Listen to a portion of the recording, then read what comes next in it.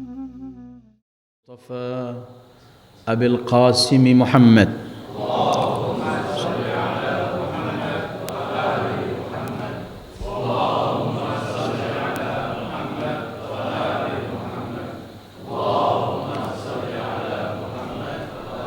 وآله الطيبين الطاهرين وأصحابه المنتجبين ومن تبعه بإحسان إلى يوم الدين. اللهم بحق محمد وآل محمد عليك صل على محمد وآل محمد وارزقنا ووالدينا وأزواجنا وأولادنا وذرياتنا من بعدنا حب محمد وآل محمد. اللهم أحينا على ذلك وأمتنا على ذلك واحشرنا في زمرة من أحب محمدا وآل محمد مع محمد وآله يا كريم. أعوذ بالله من الشيطان الرجيم. لقد أرسلنا رسلنا بالبينات وأنزلنا معهم الكتاب والميزان ليقوم الناس بالقسط وأنزلنا الحديد فيه بأس شديد ومنافع للناس وليعلم الله من ينصره ورسله بالغيب إن الله قوي عزيز. صدق الله العلي العظيم. أيها الإخوة، السلام عليكم ورحمة الله وبركاته. Malam ini malam 20 Safar. Malam ini dalam rentetan kalender Ahlul Bait dan pengikut Ahlul Bait adalah malam Arba'in, ketika para pecinta Rasul dan keluarga Rasul memperingati hari ke-40 peristiwa dan tragedi Karbala yang terjadi kepada Abi Abdullah Al-Husain. Sebagaimana dalam berkali-kali pertemuan kita yang lalu ketika kita membicarakan Karbala dalam Asyuranya maupun Arba'innya, selalu kita angkat bahwa memperingati hari besar Karbala adalah untuk mengingatkan kita kembali mengenai arti perjuangan dan pengorbanan dalam perjuangan. Mengingatkan kita kembali bahwa perlunya kita memegang teguh Islam yang dibawa oleh Sayyidil Wujud sallallahu alaihi wa alihi. Perlunya kita rapikan kembali cara kita mempraktekkan apa yang dibawa oleh Sayyidil Wujud sallallahu alaihi wa alihi. Perlunya kita mulai mengkaji sejarah-sejarah yang lampau untuk kita ambil sebagai contoh ketika kita ingin melangkahkan kaki kita dalam perjuangan di masa kita. Peristiwa Karbala dalam Asyura maupun Arba'innya harus selalu dikenang. Bukan hanya kita mengenang untuk meratap dan menangis saja, tapi kita mengenang nilai-nilai indah yang ada di sana. Nilai perjuangan, pengorbanan, keberanian, semua itu yang kita ingin wujudkan dalam kehidupan kita sebagai bukti kalau memang kita pecinta dan pengikut Ahlul Bait alaihi wassalatu wassalam. Mengingatkan Arba'in, di mana rombongan Abi Abdullah, tawanan dari putra-putri keluarga Rasul sallallahu alaihi wa alihi, sampai kembali di padang Karbala dan akhirnya mereka berziarah di tempat itu. Malam ini ingin saya kutip salah satu khutbah Al-Imam Husain, karena dari khutbah ini kelak kita akan mengetahui tujuan bangkitnya beliau, tujuan bagaimana beliau tegak melawan mereka orang-orang yang berbuat zalim.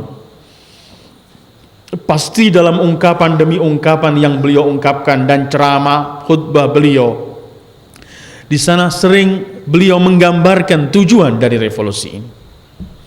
Sementara tujuan-tujuan yang indah itu yang harus kita abadikan dalam kehidupan kita untuk tetap menegakkan yang hak dan melawan yang batil.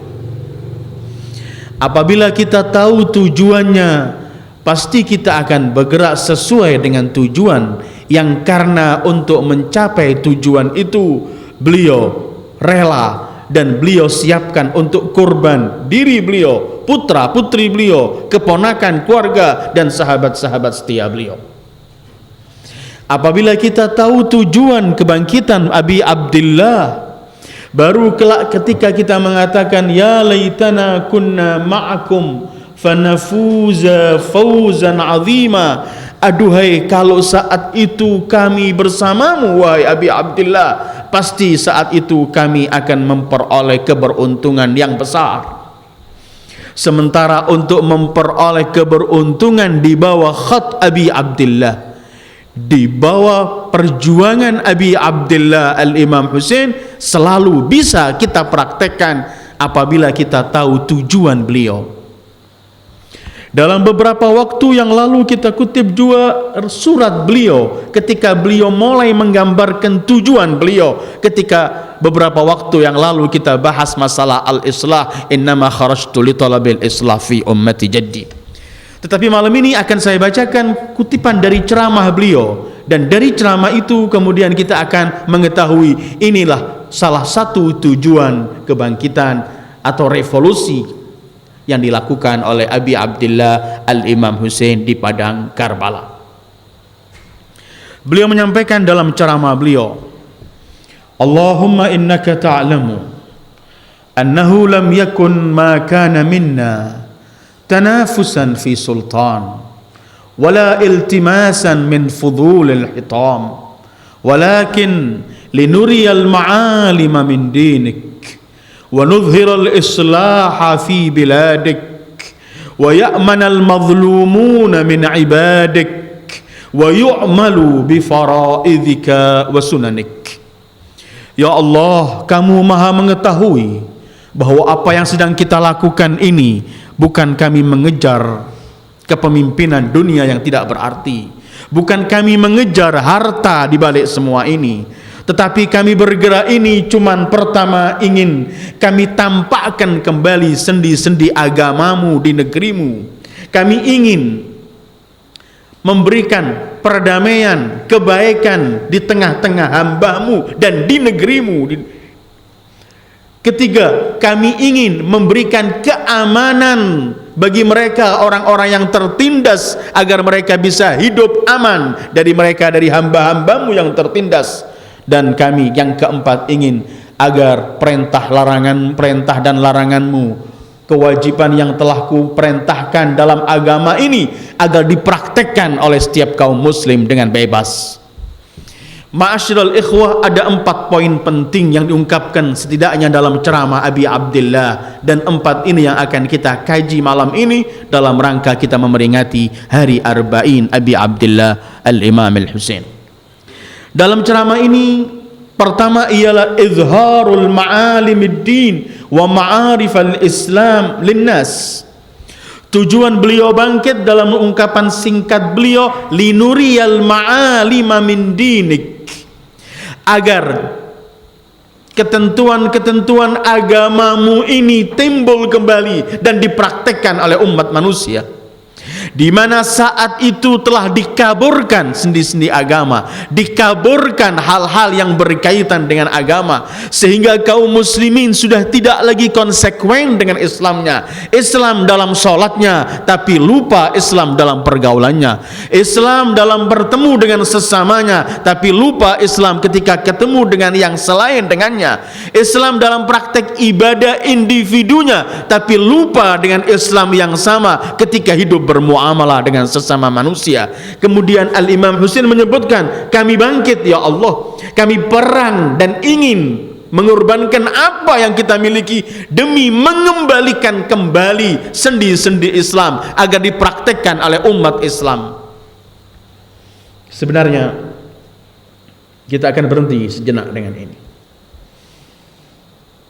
Ini perjuangan yang Imam Husain bangkit untuk ini.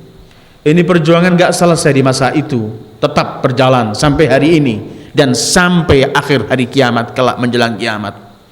Bahwa setiap pecinta Rasulullah sallallahu alaihi wasallam harus berusaha untuk menegakkan Islam pada dirinya dan mengajak lingkungan yang mampu ia ajak. Pertama, kita mempunyai kewajiban untuk mempraktekkan Islam yang telah kita percaya sebagai agama kita, dan kita semarakkan praktek Islam itu di tengah-tengah kaum muslimin agar kemudian nampak kembali sendi-sendi keindahan Islam dipraktekkan oleh kaum muslimin. Di masa kita juga kita mempunyai kewajiban untuk bangkit demi ini dengan bangkit yang sesuai dengan kondisi dan keadaan kita masing-masing. Bagaimana caranya agar Islam ini dikenal oleh orang dan ia bisa mempraktekkan, sehingga non-muslim apabila melihat perilaku muslim ia akan kagum dengan Islam yang ada pada si muslim itu. Sekarang dan di masa kita sekarang ini juga masa di mana Imam Husain bangkit untuk itu, di mana sekarang kita menyaksikan non muslim melihat kaum muslimin ini kadang-kadang muak dan jijik, di mana muslim tetapi perilaku dan prakteknya bukan praktek si muslim, di mana keindahan agama Allah yang dibawa oleh Rasul sallallahu alaihi wasallam yang telah dipeluk dan yang telah diikuti, dan ia mengatakan dirinya pemeluk agama itu, kadang-kadang agama itu dicoreng oleh perilaku si muslim sendiri. Bagaimana kita sekarang punya tanggung jawab di hadapan Allah, linuzhir ma'alim min dinik, kita wujudkan kembali agar Islam, asal arti kalimat ma'alim itu dalam ma'alam sesuatu yang diangkat tinggi sebagai tanda, sehingga orang dari jauh tahu ini tandanya. Imam Husain ingin setiap muslim pengikut Rasulullah sebagai tanda yang bisa teriak di hadapan semua dunia, inilah aku pengikut Muhammad sallallahu alaihi wasallam, inilah aku muslim sejati, inilah aku yang mengamalkan nilai-nilai indah dari Islam. Muslim menjaga ibadatnya antara ia dengan Allah, tapi muslim juga yang menjaga lidahnya sehingga dalam pergaulannya tidak bohong, tidak menipu orang, tidak sumpah palsu. Muslim agar nampak dari jauh orang kenal inilah muslim. Linuzhir, dengan sabda, dengan ungkapan beliau, linuriyal ma'alim, ini ma'alim dinampakkan lagi dari agama Allah. Jangan sampai agama yang begini indah, satu-satunya agama yang dipilih oleh Allah, wa may yabtaghi ghairal islami dinan falan yuqbala min, siapa yang mencari agama selain Islam enggak diterima oleh Allah. Inna dina indallahil Islam, agama di sisi Allah cuman Islam. Jangan sampai agama yang mulia yang dibawa oleh para anbiya dari Adam sampai Sayyidul Wujud dengan semua keindahan dan keagungannya, jangan sampai agama itu karena perilaku kita jadi cemar nama agama itu, jadi jelek namanya. Islam kotor, Islam pembohong, Islam pengkhianat, Islam tapi tidak tahu cara bergaul dengan tetangga, dengan saudaranya, dengan sesama muslimnya, dengan non-muslimnya. Padahal agama yang dibawa Rasulullah semua itu ada, telah mengatur bagaimana cara kita hidup.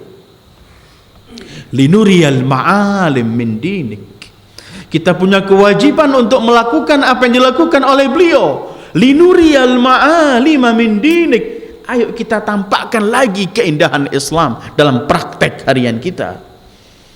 Kadang-kadang kira-kira tahun 81 atau 82 pernah kita jumpa dengan Dr. Qardawi saat itu di India. Beliau kunjungan beliau di India.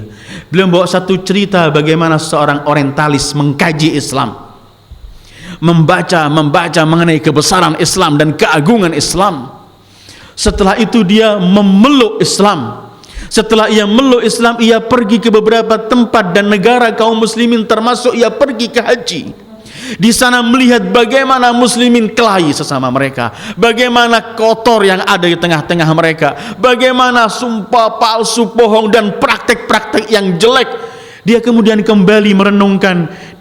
Kemudian ia mengatakan ungkapannya, ya lahu min din law kana ma'ahu rijal, alangkah besarnya agama Islam ini kalau ada pemeluk setia, pemeluk yang sebenar, pemeluk sebenarnya. Artinya Islam ini besar tapi pengikutnya kerdil.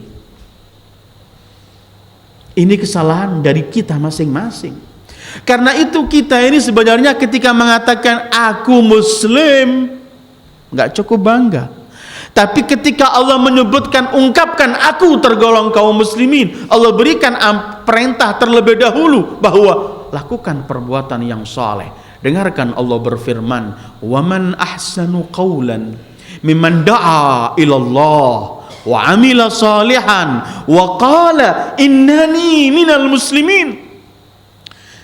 Adakah ungkapan yang lebih indah dari seorang yang berdakwah kepada Allah, kemudian beramal saleh, kemudian ia berkata, aku tergolong dari kaum muslimin, bangga bahwa ia muslim, tapi kebanggaan menepuk dada aku muslim dibarengi dengan amal saleh. Kalau tiada amal saleh, maka dia tidak perlu bangga, bahkan mencoreng nama agung, nama besar dan nama harum Islam itu sendiri. Abduh pun pernah mengatakan, Syekh Muhammad Abduh, al-Islam mahjubun bil muslimin. Islam ini tertutup dengan perilaku perbuatan kaum muslimin. Imam Husain saat itu, ketika pemerintahan saat itu dikuasai oleh Yazid, di mana bermacam-macam nilai-nilai Islam dihamburkan, dibuang begitu saja, di mana perintah-perintah Allah tidak lagi dipraktekkan, di mana di sana sini terjadi sogok menyogok, di sana sini terjadi apabila orang yang kaya atau memiliki kedudukan melakukan kesalahan, dilupakan kesalahannya, dihilangkan semua tindakan, tetapi apabila orang miskin langsung dipraktekkan. Hal-hal semacam ini saat itu menjadikan Imam Husain bangkit, ingin membuang semua corengan-corengan hitam ini, ingin mengembalikan lagi linuriyal ma'alima min dinik. Maka pecinta Rasulullah yang mengatakan dirinya pengikut Ahlul Bait, pengikut Rasulullah sallallahu alaihi wa alihi, harus mewujudkan apa yang dilakukan oleh Abi Abdillah. Ayo kita tampil memberikan keharuman nama Islam. Jangan malah sebaliknya. Sekarang Islam ini petak-petak, kaum muslimin mengkaji Islam, sholatnya baik, menjaga sholat fardu dan sunnahnya, tetapi kalau jual beli menipu, kalau janjinya palsu, bersumpah bohong, perilakunya tidak ada lagi rahmat dengan sesama saudaranya, cuman bisa mencari kemarahan orang lain, perilaku-perilaku yang orang non-muslim sendiri jijik melakukan hal ini. Hidup nafsa-nafsi, membiarkan yang mau lapar biar lapar, yang mati kelaparan biar mati kelaparan, gak ada urusan. Ini kita punya kewajiban dalam rangka mengenang Abi Abdillah dan perjuangan Abi Abdillah. Kita ingat khutbah beliau bahwa tujuan beliau bangkit, dan untuk itu beliau korbankan semua yang beliau miliki, dari yang mahal sampai yang termahal, dari keluarga-keluarga beliau dan sahabat-sahabat beliau. Mari kita wujudkan kembali. Ayo kita bangkit mengatakan kepada Abi Abdillah, kami pun wahai Abi Abdillah ingin meneruskan perjuanganmu, ingin sampai pada tujuan yang kamu bangkit untuk itu, ialah linuriyal ma'alima min dinik. Jangan sampai kesan kalau Islam kumuh, kalau Islam bohong, kalau Islam ini memalukan. Dan kita punya tanggung jawab besar di hadapan Allah dan di hadapan Sayyidil Wujud Muhammad sallallahu alaihi wasallam. Rasul berjuang untuk mengharumkan nama Islam ini. Jangan kita kemudian datang menginjak-injak Islam dengan perilaku dan perbuatan kita. Akhirnya yang non muslim mentertawakan kita, dan mentertawakan kita artinya mentertawakan Islam yang agung, mentertawakan Nabi yang agung yang membawa keagungan Islam itu. Tujuan pertama, linuriyal ma'alima min dinik. Mari kita mengajak diri kita terlebih dahulu, kemudian kita ajak yang mampu kita ajak untuk ayo tampil muslim yang ramah, muslim yang indah, muslim yang bersih, muslim yang jujur, muslim yang tepat, muslim yang dermawan, muslim yang dibawa oleh Sayyidil Wujud Muhammad. Jangan kita anggap ibadah kita itu jangan kita anggap ibadah itu sempit maknanya. Ketika hubungan kita sama Allah, iya memang itu harus kita jaga. Tetapi berkaitan hubungan kita sesama kita harus kita jaga. Itulah Islam. Bahkan Sayyidul Wujud sallallahu alaihi wa alihi beliau pernah bersabda, khairun nas anfa'uhum linnas. Sebaik-baik manusia yang paling mampu memberikan manfaat kepada manusia yang lain. Linuriyal ma'alima min dini. Kedua, wa nudhiral islaha fi biladik. Kita ingin menampakkan kebaikan dan keadilan dalam Islam ini. Karena al-islah yang pernah kita bahas dalam pertemuan tersendiri di Al-Itrah berapa waktu yang lama di hari-hari Asyura, bahwa al-islah itu ialah selain mendamaikan, selain membawa kebaikan. Di sini Al-Imam Husain juga ingin menegakkan bahwa al-islah dalam semua bidang, fi biladik, di negerimu ya Allah, di bumimu kita ingin sebarkan semua perdamaian, sebarkan keindahan. Apabila ada hal-hal yang tidak indah, kita punya kewajiban untuk kita perindah dan kita hilangkan yang tidak indah itu, supaya tetap Islam ini tampil yang indah. Kalau ada perselisihan, kita ingin bangkit untuk menghilangkan perselisihan itu agar tetap indah, itu agar Islam tetap indah dalam kerukunan dan kedamaiannya. Kalau kita melihat ada kekeliruan, kita wajib bangkit untuk mulai memperbaiki kekeliruan itu agar Islam tampil dengan indah yang tidak ada nampak kekeliruan di situ. Karena apabila tanpa ada islah, reformasi, hal-hal yang keliru ini mulai dibuang, diganti dengan hal yang baru. Hal-hal yang kurang indah harus dijadikan yang lebih indah.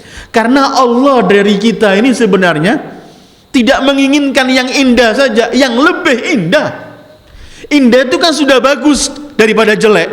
Tapi sebenarnya kalau kita membaca Al-Quran, Al-Quran nggak mengharapkan cuman indah, yang lebih indah. Jangan ada orang yang non muslim lebih indah perilakunya dari muslim. Dengarkan firman Allah, alladzi khalaqal mauta wal hayata liyabluwakum ayyukum ahsanu amala.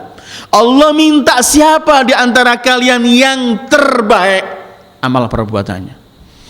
Kalau kita tidak bisa punya islah, mulai memperbaiki diri, mulai mengajak, kalau ada kerusakan gotong royong memperbaikinya, kalau ada kekeliruan menyelesaikannya, maka yang terjadi kita nggak melakukan perbuatan yang terbaik, karena yang baik saja nggak punya, yang ada akhirnya di kamus kita ialah yang jelek. Nudhirul islah fi biladik.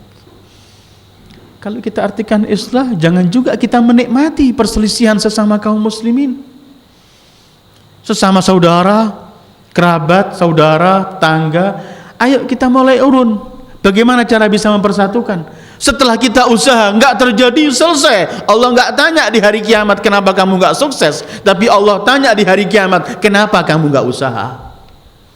Para anbiya pun salamullahi alaihim jami'an, itu Allah nggak menanyakan kenapa nggak sukses, cuman Allah perintahkan mereka untuk menyampaikan. Setelah mereka menyampaikan, selesai tugas mereka. Wa ma 'alar rasuli illal balagh. Tugas Rasul menyampaikan, yang mendengarkan seruannya, mempraktekkan, menerima atau tidak, itu urusan dia dengan Allah. Kita pun punya kewajiban untuk al-islah fi biladillah, dan mencakup luas ini islah, termasuk menjaga lingkungan kita, kebersihan kita, kedamaian di antara kita. Semua ini termasuk islah, dan itu dalam Islam sudah ada. Imam Husain bangkit untuk linudhirul islah fi biladik. Ini yang disebut irsa da'aim al-adalah, untuk mengkokohkan agar tetap orang merasakan kenyamanan hidup dengan kaum muslimin ini. Bahkan dalam hukum Islam ya, kalau ada negara Islam kemudian ada non muslim hidup di negeri Islam, disebut ahlul zimmah, itu mereka kena jizyah. membayar pajak untuk memberikan keamanan pada mereka dan memberikan fasilitas pada mereka sesuai dengan yang diterima oleh kaum muslimin. Seperti yang pernah saya sampaikan, bagaimana Imam Ali marah melihat orang Kristen minta-minta di jalan. Beliau mengatakan, ambilkan dari baitul mal untuk mereka. Itu ahlul zimmah, tidak seagama dengan kita. Tetapi bagaimana Rasul memerintahkan kita untuk menjaga orang itu ketika ia telah hidup di tengah-tengah kalian. Sehingga Rasul pernah bersabda, dan pernah saya sampaikan mungkin, beliau bersabda, man adza dhimmiyan fa ana khasimuhu yaumal qiyamah. Siapa yang mengganggu seorang dhimmi non muslim hidup di negeri Islam, maka orang itu kelak musuhku di hari kiamat. Ini al-islah fi bilad. Ini bagaimana cara kita memberikan ketentraman, memberikan bagaimana yang terbaik. Sudah tidak lagi membicarakan masalah din, tapi masalah fi biladik. Sementara biladullah ini yang hidup, di situ ada muslim, di situ ada non muslim. Siapapun yang merupakan hamba Allah, berikan porsi khusus untuk mereka sesuai yang dikehendaki oleh Islam. Ketiga, wa ya'manal mazlumuna min ibadik, agar orang-orang yang tertindas aman memperoleh keadilan dari hamba-hambamu.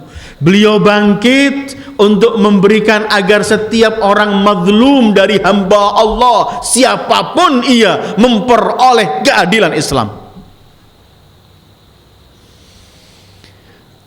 Ini yang disebutkan oleh Abi Abdullah di ungkapan lain, bahwa mereka telah merampas harta kaum muslimin, mereka telah berbuat sewenang-wenang mereka telah menindas orang-orang yang lemah. Beliau bangkit untuk mengamankan, memberikan keamanan kepada mereka, orang-orang tertindas, orang mazlum. Artinya, beliau bangkit untuk melawan kezaliman.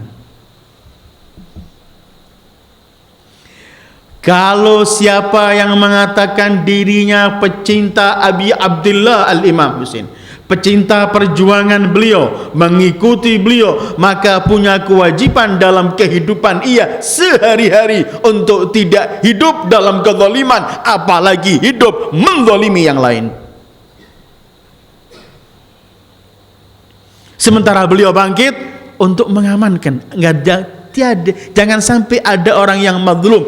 Artinya mengkikis kezaliman untuk mewujudkan keadilan. Ayat yang saya baca tadi adalah dalam surat Al-Hadid ayat 25, bahwa ketika Allah mengutus para rasul, tujuan Allah mengutus para rasul itu ialah, selain mengesahkan Allah dan semuanya, adalah liyaquman nasu bil qist, agar manusia hidup dalam suasana memperoleh keadilan. Artinya, salah satu tujuan para nabi diutus oleh Allah ialah untuk menyebarkan keadilan dan mengkikis kezaliman. Dan itu juga tujuan geraknya Abi Abdullah di Karbala, ialah untuk memberikan keadilan kepada mazlumin dan al-muttahadin, dan memberikan keadilan dan mengkikis semua kezaliman.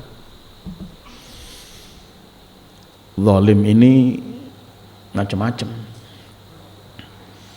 Jangan kita menganggap zalim itu cuma pemerintahan yang zalim kita perangi. Kita sendiri pun sering hidup dalam kezaliman dalam kehidupan kita. Sementara dalam surat Ar-Rahman Allah tentukan bahwa bumi ini akan menjadi aman, tentram ketika keadilan itu ada. Allah berfirman dalam Ar-Rahman 7-9, was-samaa'a rafa'aha wa wada'al mizan alla tatghaw fil mizan wa aqimul wazna bil qisti wa la tukhsirul mizan. Allah telah tentukan di langit, di bumi, semua ini adalah ada timbangan untuk menentukan keadilan, mana yang adil dan mana yang zalim, mana yang hak dan mana yang batil. Tolak ukur dan timbangan itu harus selalu hidup di tengah-tengah manusia. Kemudian Allah tatghaw fil mizan, jangan melampaui batas. Semua ada ukurannya. Ketika melampaui batas berarti bersikap adil, bersikap zalim, maaf. Kemudian wa aqimul wazna bil qis, laksanakan keadilan dengan sebenarnya. Wala tukhsirul mizan, jangan sampai kamu berpihak pincang, nggak melaksanakan keadilan yang sebenarnya. Keadilan, lawan katanya kezaliman. Bagaimana Imam menggambarkan aku bangkit untuk mencari kembali agar memperoleh keamanan bagi mereka orang-orang yang tertindas. Dalam salah satu ungkapan Imam Khomeini indah, beliau pernah menyebutkan begini, syariat ini kalau diglobalkan isi syariat itu cuma 2 dalam satu ayat Al-Quran. Intisari syariat, intisari dari semua perintah Allah, larangan Allah dengan semua cara ini ialah cuma dalam satu ayat, la tadzlimuna wala tudzlamun. Jangan berbuat zalim dan jangan mau dizalimi. Cuman itu. Karena itu banyak ayat-ayat Al-Quran yang melarang kita berbuat zalim dengan siapapun, dan juga melarang kita menjadi umat loyo ketika dizalimi, diam juga melarang. La tadzlimun wala tudzlamun. Harus punya mizan. Karena itu salah satu nasihat Imam Ali kepada putranya Imam Hasan, jadikan dirimu timbangan, tolak ukur. Tolak ukur dalam semua hal. Ini nasihat indah juga. Karena kita kebanyakan ego, kita lebih beri, lebih banyak mau menerima, jarang kita memberi. Kata Imam Ali, jadikan dirimu wahai putraku sebagai tolak ukur untuk bergaul dengan yang lainnya. Bagaimana caranya? Sebagaimana kamu tidak mau dizalimi, jangan kamu berbuat zalim. Sebagaimana kamu mau dihormati, jangan tidak menghormati yang lain. Sebagaimana kamu tidak mau diperlakukan yang keji, jangan memperlakukan perilaku keji kepada yang lain. Lihat dirimu, kita ingin dihormati, kita enggak menghormati orang. Kita ingin tidak dizalimi, tapi kita di waktu yang sama menzalimi orang. Sementara Al-Quran mengatakan harus ada mizan, alla tatghaw fil mizan wa aqimul wazna bil qisti wa la tukhsirul mizan. Coba setiap orang, setiap individu punya ini, tolak ukur dirinya.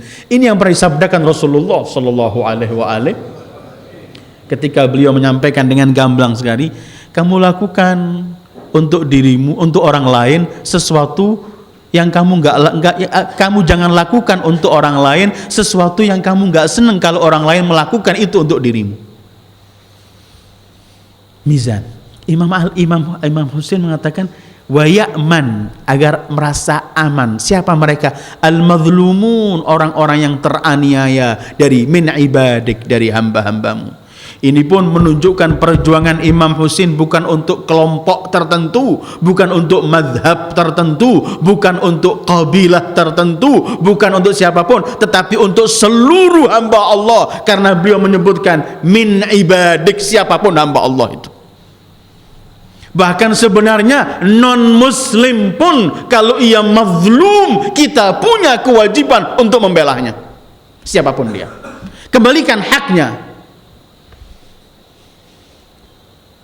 Wa ya'manal mazlumun min ibadik. Ini salah satu tujuan bangkitnya Abi Abdillah, dan ini yang perlu kita wujudkan dalam kehidupan kita. Jangan menikmati melihat orang teraniaya. Jangan malah diem sementara kita mampu membantunya. Jangan malah kita mengipasi orang lain agar tetap menzalimi orang tertentu, agar tetap ia mazlum. Ketahuilah Rasul pernah bersabda, usahakan kamu menghadap kepada Allah dalam keadaan mazlum dan jangan dalam keadaan zalim. Imam Ali pernah mengatakan, berilah kabar gembira kepada si mazlum bahwa kemenangan Allah akan sampai sebentar lagi. Mazlum. Karena itu saya kutip hadis dari Rasulullah sallallahu alaihi wa alihi ketika beliau bersabda, adlu sa'a khairun min ibadati sab'ina sana qiyam layliha wa siyam nahariha wa jawru sa'a fi hukmin ashad indallah min ma'asi 60 sana. Berbuat bersikap adil dalam sesaat, 1 jam atau kurang sesaat sekali saja, pahalanya di sisi Allah lebih baik daripada 70 tahun ibadah. Bentuk ibadahnya malamnya tahajud, siangnya puasa. 70 tahun ibadah, malam tahajud, siang puasa, itu 70 itu dibandingkan sekali berbuat adil, pahalanya berbuat adil sekali ini melebihi ibadah 70 tahun itu. Sebaliknya, berbuat zalim dalam menentukan sesuatu atau menghukum sekali saja, nilainya di sisi Allah lebih dahsyat dari bermaksiat selama 60 tahun. Jangan sampai kita nggak bersikap adil. I'dilu huwa aqrabu littaqwa. Bersikap adillah, kata Allah. I'dilu, walau terhadap keluargamu, kedua orang tuamu dan siapapun, bersikap adillah. Ada hadis dari Rasulullah sallallahu alaihi wasallam di tengah babar di depan para sahabatnya beliau sallallahu alaihi wasallam, beliau menyampaikan sabda beliau, antara hamba Allah menuju ke surga ini ada 8 lapis, masih 8 lapisan, macam-macam pos yang dimulai oleh kematian, al-maut dulu. Setelah mati ini ada bermacam-macam, setelah 8 baru kelak masuk ke surga. Anas, sahabat Rasul bernama Anas bertanya, ya Rasulullah, yang paling repot dari 8 itu apa? Kata sabda Rasulullah, yang paling repot dari 8 itu ialah ketika menghadap pada Allah sementara orang-orang yang teraniaya sedang menarik-narik orang yang dianiaya, minta hukum di hadapan Allah. Ini yang paling berbahaya di hadapan Allah. Karena sesuatu yang antara ia dengan Allah, Allah maha mampu dan maha memberikan ampunan. Tetapi dengan sesama hamba Allah, Allah akan mintakan pertanggungjawabannya untuk mereka. Asyadduha yauma yaqifu baina yadayillah wa qad ta'allaqal mazlumina 'ala zalimin. Kelandotan begini, ya Allah, selesaikan orang ini menzalimi saya.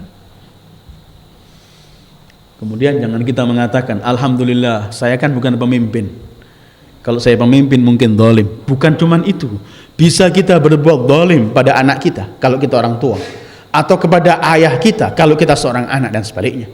Bisa kita berbuat zalim pada tetangga kita, bisa kita berbuat zalim kepada pembantu kita, bisa kita berbuat zalim kepada semua orang yang di bawahan kita, seorang guru pada anaknya dan sebaliknya. Perbuatan-perbuatan zalim semacam ini bisa terjadi di tengah-tengah kita. Kadang-kadang orang mengatakan begini, Rasul kan bersabda doa seorang mazlum itu dikabulkan oleh Allah. Bahkan dalam satu riwayat di Durrul Mansur, walau yang mazlum ini orang kafir, diterima sebentar lagi doanya oleh Allah. Kita kemudian berkata, nah ini kan selalu mazlum, muslimin ini mazlum dari semua pihak. Kenapa kalau kita berdoa gak dikabulkan kadang-kadang Allah? Belum nampak kabulnya. Kita mungkin bisa mengatakan, mungkin Allah memberikan hikmah yang lebih, diundur dan semuanya. Tapi bisa juga kita pikirkan, mungkin sama-sama zalim kita. Kita satu pihak mazlum, di pihak lain kita zalim. Akhirnya kita yang merasa mazlum berdoa, tapi sebenarnya kita juga zalim. Tinggal sabda Rasulullah ketika menyampaikan dalam firman Allah dalam hadis qudsinya, kalau kamu minta agar orang yang menzalimi kamu ini aku kabulkan doamu, aku juga akan mengabulkan doa orang yang kamu zalimi agar aku kabulkan mengenai dirimu.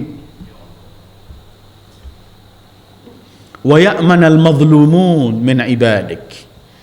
Bersikap adil, mengkikis kezaliman, itu yang harus ada kita miliki pada kehidupan kita kalau kita ingin mengikuti jejak Abi Abdillah Al-Imam Husain dalam perjuangan Karbala beliau.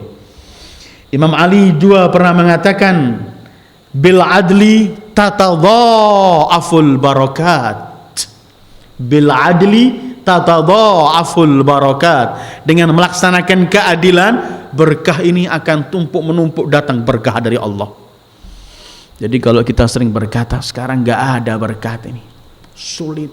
Coba cari, mungkin di sana banyak kezaliman sehingga berkat nggak jadi. Di sana mungkin banyak kezaliman menghadapi hamba-hamba Allah yang lemah. Kemudian kita berkata ini sering banyak bencana sekarang ini. Jangan pernah nyalakan Allah, Allahu Arhamur Rahimin, salahkan diri kita dan tengah-tengah kita karena banyaknya kezaliman dan menindas rakyat kecil, orang-orang muttahidin, mazlumin ditindas seenaknya. Terjadilah apa yang terjadi. Karena menurut Rasulullah sallallahu alaihi wasallam, yang tahu perbuatan si zalim kemudian membantunya si zalim untuk melaksanakan perbuatannya, atau yang rela dengan perbuatan zalim, tiga-tiganya sama di sisi Allah. Yang melaksanakan, atau yang merelakan, atau yang membantu, semuanya sama di sisi Allah. Kalau kita nggak mampu menegur dengan tangan, dengan lisan, setidaknya kita protes dengan hati, dan ini yang paling lemah dari jajaran kaum mukminin. Tetapi nggak setuju. Wa ya'manal mazlumuna fi ibadik. Jangan kita bergerak kemudian kita mengaku diri pengikut perjuangan Abi Abdillah, tapi pembantu kita zalimi, istri kita zalimi, anak kita zalimi, orang tua kita zalimi, guru kita zalimi, murid kita zalimi. Maka apa yang kita lakukan akan bertentangan dengan apa yang dibawa oleh Abi Abdillah untuk menyebarkan keadilan dan mengkikis kezaliman. Karena itu yang paling enak pegangan yang disampaikan oleh Imam Ali tadi, jadikan dirimu tolak ukur. Ingin dihormati orang, hormati orang lain. Nggak mau dizalimi orang, jangan menzalimi orang. Anda berkata, saya sudah nggak berzalim sama orang, saya berbuat baik sama orang, tapi masih banyak saja orang berbuat jelek denganmu. Nggak masalah, yang penting tampillah Anda berbeda. Jangan balas kejelekan dengan kejelekan, akhirnya Anda dengan mereka sama. Tetap tampillah berbeda. Anda menaburkan kebaikan, orang pun ketika ingin menaburkan kejelekan, biar mereka yang melakukan kejelekan, biar mereka akan di hadapan Allah. Tetapi jangan sampai kita berdalih, dia melakukan kejelekan, kalau saya nggak melakukan yang sama, ia akan selalu akan menginjak aku. Katakan pada orang yang berpikiran semacam ini, kalau Anda terbawa atau terpancing untuk melakukan kejelekan karena orang lain melakukan kejelekan, maka Anda dan dia sama, adalah orang yang melakukan kejelekan. Apa bedanya Anda dengan yang lain? Wa ya'manal mazlumun min ibadik. Kemudian yang keempat, wa yu'malu bi fara'idzika wa sunanik, agar dipraktekkan, diamalkan kewajiban dan ketentuan-ketentuan yang telah kamu tentukan agar dilakukan oleh hamba-hambamu. Dalam Islam kan ada kewajiban sholat, puasa, kewajiban memperoleh hak, macam-macam kewajiban ini agar dipraktekkan. Jangan sampai ada orang nggak mampu melaksanakan kewajiban Allah karena dia nggak faham cara melakukannya, maka kita punya kewajiban untuk mengajarkan agar ia faham cara melakukannya. Atau jangan sampai ada orang nggak melakukan ketentuan-ketentuan Allah karena ia alpa, sudah acuh tak acuh dengan semua perintah itu, maka kita punya kewajiban untuk menegurnya. Jadi ada ta'limul jahil, memberitahu yang tidak tahu, ada tambihul ghafil, mengingatkan yang alpa. Itu kewajiban agar kemudian perintah-perintah Allah dilaksanakan. Untuk melaksanakan perintah Allah, biarkan ia dengan mazhab yang ia ikuti, jangan dipaksakan. Yang penting perintah Allah terlaksana. Anda jangan sibuk orang sholat kunut nggak kunut, sibuklah orang yang nggak melakukan sholat.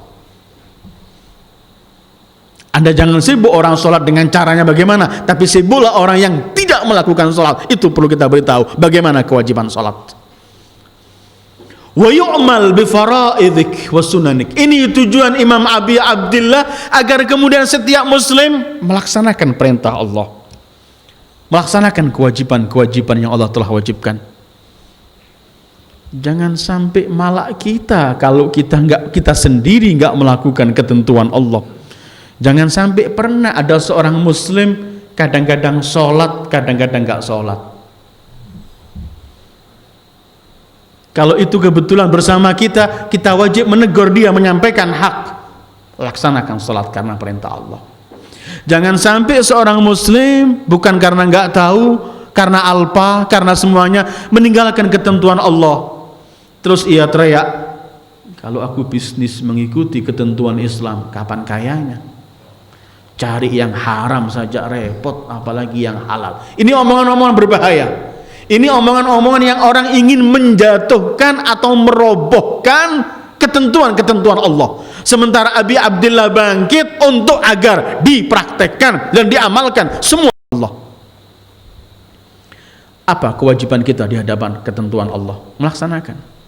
Karena Allah cuma menyebutkan, "Maka qaulal mu'minina idza du'u ila Allah wa rasulih yahkuma bainahum illa an yaqulu sami'na wa ata'na." Seorang muslim mukmin di hadapan perintah Allah cuman punya sami'na wa ata'na. Ini Imam Husain bangkit liyu'mal, agar dipraktekkan ketentuan Allah ini. Jangan kemudian sampai kita sendiri malah mengabaikan ketentuan Allah. Kadang-kadang kan begitu, orang suka teriak. Sekali lagi ayyuhal ikhwah, jangan anggap syariat ini beban, tapi anggaplah syariat ini adalah yang mengantarkan kita kepada kesempurnaan kita, sehingga kita akan berlomba untuk memperoleh kesempurnaan itu. Beda, ada orang menganggap ini beban, wah berat, perintah gini, perintah jangan. Ini ungkapan-ungkapan orientalis, ungkapan musuh-musuh Islam yang ingin mulai mengendorkan pemuda-pemuda Islam dan menjauhkan mereka dari Islamnya. Dikeluarkan kalimat-kalimat ini, beban, Anda harus sholat, Anda harus puasa, Anda harus, kalau dalam muamalah gak boleh bohong, gak boleh riba, ini beban semuanya. Kapan Anda bisa hidup? Ini untuk dulu, zaman sekarang gak bisa. Ini adalah racun-racun yang mereka sebarkan di tengah-tengah kaum muslimin, agar kemudian muslim ini tampil dengan Islam yang loyo. Dia sendiri nggak meyakini kebenaran Islam. Beban, jangan. Ini Islam bukan beban. Semua ketentuan Allah adalah fasilitas untuk mengantarkan Anda kepada kesuksesan dan kesempurnaan Anda. Maka yang mengantarkan kepada kesuksesan ini jangan dianggap beban. Karena itu kita tidak dianggap oleh Allah, nggak diterima sebagai mukmin sejati kalau menganggap ketentuan Islam ini beban, sehingga ketika menerimanya dengan terpaksa nggak diterima oleh Allah. Dengarkan firman Allah, "Fala wa rabbik la yu'minun hatta yuhakkimuka fima syajara bainahum thumma la yajidu fi anfusihim harajan mimma qadaita wa yusallimu taslima."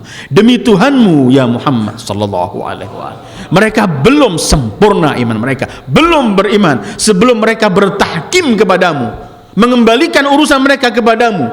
Kemudian ketika kamu tentukan hukummu, mereka menerima bukan dengan terpaksa, tetapi menerima dengan lapang dada dan pasrah mutlak mengikuti Allah. Wa yusallimu taslima. Itu orang yang merasa syariat ini beban, itu orang yang gak memahami falsafah syariat itu sendiri.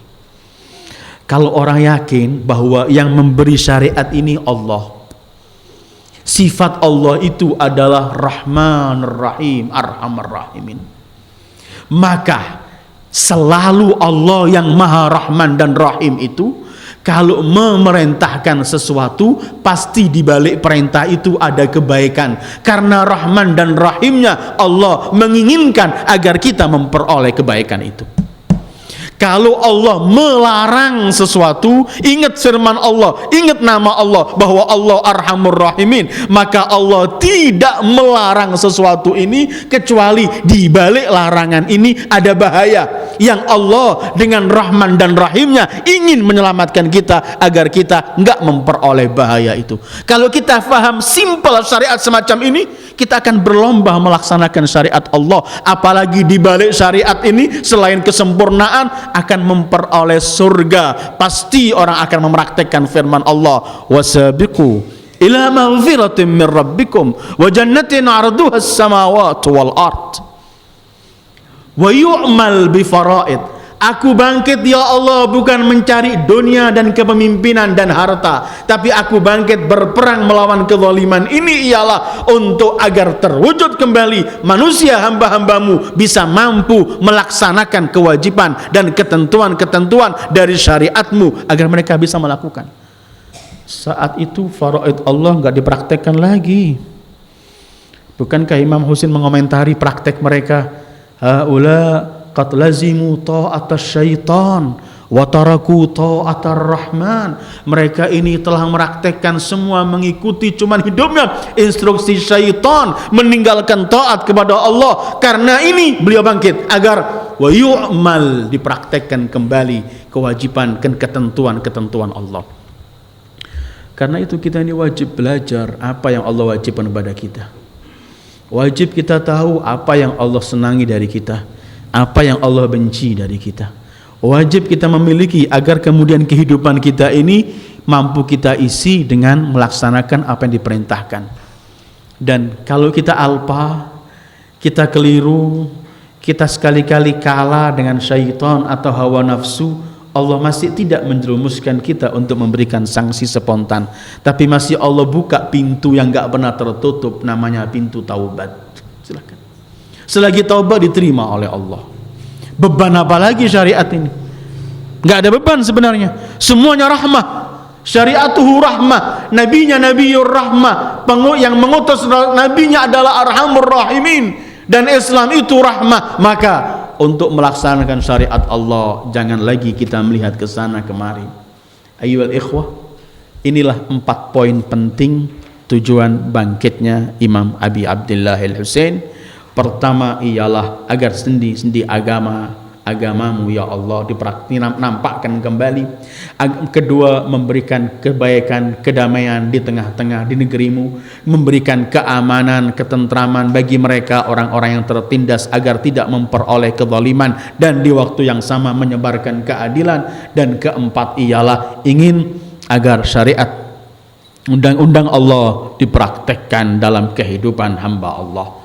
Mudah-mudahan 4 poin penting yang Abi Abdillah untuk meraih 4 ini, beliau korbankan diri beliau, putra-putra beliau, keluarga setia beliau, kemudian putri-putri beliau menjadi tawanan, dan semua itu beliau terima. Yang penting poin-poin ini tetap terlaksana, dan Abi Abdillah menang saat berjuang di Karbala. Walaupun sepintas kita melihat beliau gugur tewas, tapi beliau waktu itulah beliau telah melaksanakan perintah Allah dan beliau telah memperoleh kemenangan, dan beliau hidup di sisi Allah, menghidupkan semangat setiap generasi sampai hari kiamat, karena beliau adalah syahid. Sementara syahid di sisi Allah, wala tahsabanna alladhina qutilu fi sabilillahi amwata bal ahya'un 'inda rabbihim yurzaqun. Mudah-mudahan Allah memberikan kepada kita taufik untuk mampu mengamalkan apa yang diperjuangkan oleh Al-Imam Husain, untuk mampu mulai melaksanakan dalam kehidupan kita apa yang diperjuangkan oleh Imam Husain. Kemudian kita ajak yang lain untuk mampu melaksanakan apa yang diperjuangkan oleh Abi Abdillah, karena yang beliau perjuangkan adalah yang diperjuangkan oleh para anbiya. Dan sementara kita pengikut Sayyidul Wujud Muhammad harus mengikuti apa yang diserukan oleh Rasulullah wa sallallahu ala khairi khalqi Sayyidul Wujud Muhammad wa alihi ajma'in. Wassalamualaikum warahmatullahi wabarakatuh.